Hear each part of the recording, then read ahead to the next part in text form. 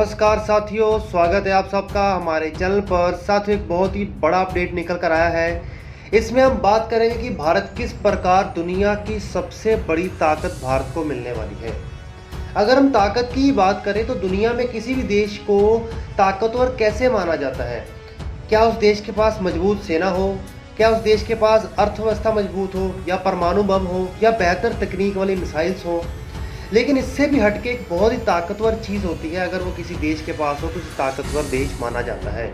वो है United Nations security council की परमानेंट सीट और उसके साथ वीटो पावर। जी हाँ साथियों, यही वो वीटो पावर है जिसका इस्तेमाल कर चाइना हमारी ग्रोथ को रोकने का हर तरीके से प्रयास करता है। साथियों, अगर हम भारत पिछले बहुत ही लंबे समय से कम 30 साल के करीब से इस वीटो पावर को लेना चाहता है। इसके लिए वो कई बार यूनाइटेड नेशन में सुधारों की बात कर चुका है और कई देशों को अपने साथ खड़ा कर चुका है, उसके साथ मिलकर कह चुका है कि हाँ, हम चाहते हैं यूनाइटेड नेशन सिक्योरिटी काउंसिल में ये सुधार हो।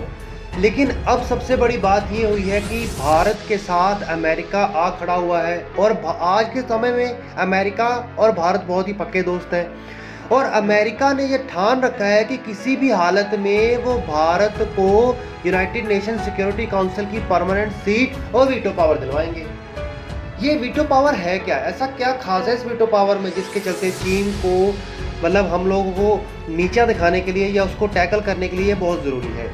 साथियों, मान लीजिए कि कल को भारत को कोई रेजोल्यूशन लाना पड़े यूनाइटेड नेशन सिक्योरिटी काउंसिल के अंदर पीओके को लेकर, तो पीओके को लेकर वो रेजोल्यूशन लाने हो तो अगर कल को रेजोल्यूशन सारे देश पास करते और उसके अलावा उसको यूनाइटेड नेशन सिक्योरिटी काउंसिल के परमानेंट मेंबर्स में सारे मेंबर पास कर दे, लेकिन अगर केवल चीन ने कह दिया कि नहीं, पीओके को खाली करने की पाकिस्तान को ज़रूरत नहीं है, तो भाई साहब क्या होगा? पीओके खाली नहीं होगा, वो प्रस्ताव रद्द हो जाएगा। इस तरीके से या फिर भारत के खिलाफ पाकिस्तान जो आतंकवादी गतिविधियां करता है, पाकिस्तान को यूनाइटेड नेशन सिक्योरिटी काउंसिल में बचाने वाला भी चाइना ही और इसी वीटो पावर का इस्तेमाल करके बचाता है ताकि उसको खतरे की लिस्ट में ना ले जाना पड़े।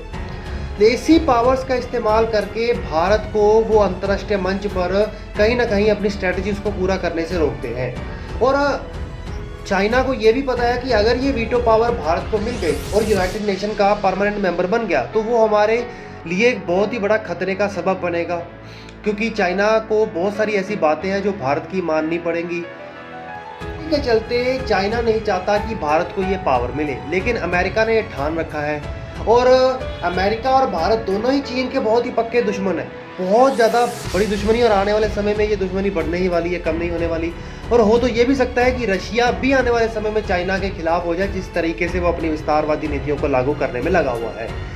इस सब के बीच अब अमेरिका और भारत ने मिलकर एक नई रणनीति बनाई है, जिस रणनीति के तहत वो कह रहे हैं कि यूनाइटेड नेशन सिक्योरिटी काउंसिल में परमानेंट और नॉन परमानेंट मेंबर में सुधार होनी चाहिए, एक्सपेंशन होना चाहिए। लेकिन साथ में उन्होंने ये भी कहा है अमेरिका ने कि हम यूनाइटेड नेशन की परमानेंट सीट तो दे सकते हैं, लेकिन भारत को हम वीटो पावर नहीं देंगे। लेकिन ये एक स्ट्रेटजी के रूप में काम कर रही है, किस प्रकार की चाइना को परमानेंट सीट से ज़्यादा डर है वीटो पावर का। और वीटो पावर के बिना अगर भारत को एक बार ये परमानेंट सीट मिल जाती है तो भारत कुछ साल बाद ये कह सकता है कि जी हाँ, देखिए, हम परमानेंट मेंबर हैं, अब तो हमें वीटो पावर मिलनी चाहिए और काफ़ी लंबे समय से हैं। लेकिन चीज़ें बिल्कुल इसके विपरीत जा रही हैं। अब इससे होगा क्या?